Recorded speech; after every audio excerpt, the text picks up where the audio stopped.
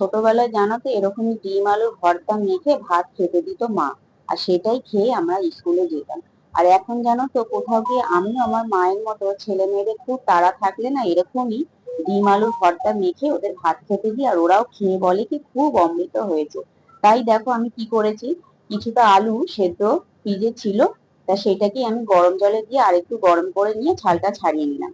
আর এদিকে তো তোমরা দেখলে দুটো ডিমকে আমি নুন দিয়ে ভালো করে সেদ্ধ করে ঠান্ডা করে ডিমটাকেও ভালো করে ছাল ছাড়িয়ে নিয়ে রেখে দিলাম। আর এদিকে বেশি করে আমি রসুন কেটে নিয়ে সাথে তিনটের মতো পেঁয়াজও আমি কেটে নিয়েছি। তারপরে ফ্রাই প্যানে তেল গরম হয়ে গেলে রসুন দিয়ে সাথে আবার তিনটে শুকনো লঙ্কাকে ভালো করে ভেজে নিয়ে তুলে নিয়ে ওই তেলেই আমি পেঁয়াজ কুচি আর কিছুটা নুন দিয়ে পেঁয়াজটাও আমি ভেজে নিয়ে তুলে রাখবো। তারপরে একটা প্লেটের মধ্যে আমি শুকনো লঙ্কা রসুন ভালো করে হাত দিয়ে মেখে নিয়ে পেঁয়াজ ভাজাটাকেও ভালো করে মেখে নেব।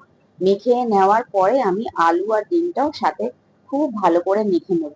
মানে মেখে নিতে নিতে আমি এখানে কি করেছি জানো তো, আমি এখানে অল্প করে নুন দেবো, যেহেতু আমি পেঁয়াজটা ভাজার সময় অল্প নুন দিয়েছি সেই জন্য তারপর আমি অল্প নুন আর দুটো কাঁচা লঙ্কা আবার ভালো করে মেখে ওর সাথে নিয়ে আবার কিছুটা সর্ষের তেল আর কিছুটা ধনেপাতা আমি দিয়েছি, কারণ ধনেপাতা ঘরে ছিল বলে দিয়েছি।